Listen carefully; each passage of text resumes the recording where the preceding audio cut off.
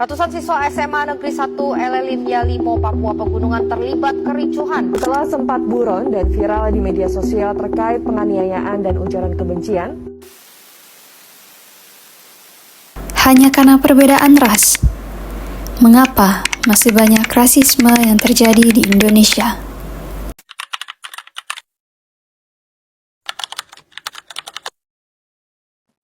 Indonesia adalah negara yang kaya akan suku, ras, dan budaya. Namun kenyataannya, intoleransi ras masih sering kita temui. Mari kita bahas lebih dalam. Intoleransi ras merupakan penolakan terhadap perbedaan etnis atau fisik seseorang karena menganggap dirinya lebih unggul daripada yang lainnya. Paham ini merupakan akar perpecahan sosial di bangsa ini. Intoleransi tidak sejalan dengan identitas bangsa ini karena memiliki suku yang beragam. Intoleransi menciptakan sebuah rasisme, di mana rasisme sendiri adalah etnologi yang menganggap satu etnis atau satu ras lebih unggul. Hal ini menyebabkan diskriminasi, yang dimana dapat terciptanya golongan-golongan tertentu. Diskriminasi bisa terjadi di mana saja, terutama di tempat lingkungan umum, baik dari lingkungan sekolah dan lingkungan kerja. Hal ini dapat menyebabkan terjadinya pelanggaran hak asasi manusia dari setiap warga negara Indonesia. Rasisme itu melukai. Dan lukanya bukan hanya soal fisik. Korbannya bisa mengalami depresi, trauma mental, dan hilangnya kepercayaan diri berkepanjangan. Seseorang tidak layak dilukai hanya karena perbedaan ras. Secara sosial, rasisme merusak persatuan dan menghambat keadilan bagi sesama anak bangsa. Rasisme paling sering tersembunyi sebagai stereotip. Itu adalah anggapan negatif yang disederhanakan pada seluruh kelompok etnis tertentu. Stereotip ini yang akan membangun prasangka baru dalam pikiran kita.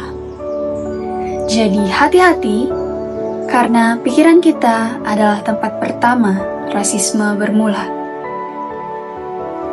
Jangan hanya diam. Jika kamu melihat atau mendengar tindakan rasisme, bersuaralah. Tegur dengan bijak dan beri dukungan emosional pada korban.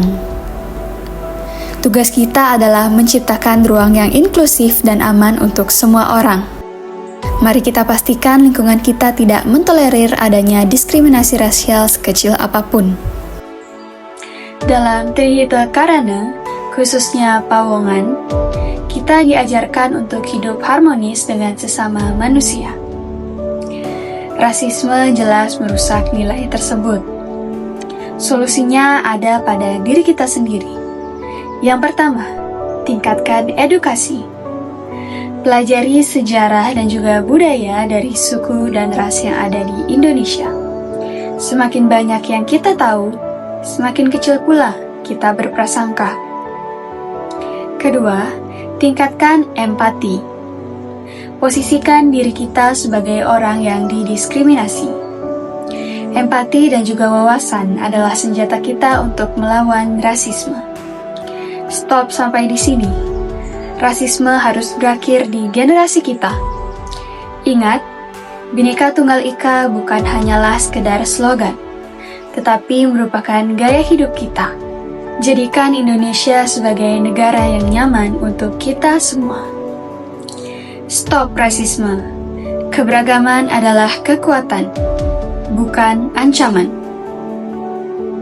Lihatlah orang lain bukan dari warna kulitnya, tapi dari hatinya. Kita semua setara. Marilah kita berpegang teguh pada persatuan dan menjadi agen perubahan. Membuat komitmen saya tolak rasisme dan merangkul perbedaan. Stop rasisme. Keberagaman adalah kekuatan dan bukan ancaman.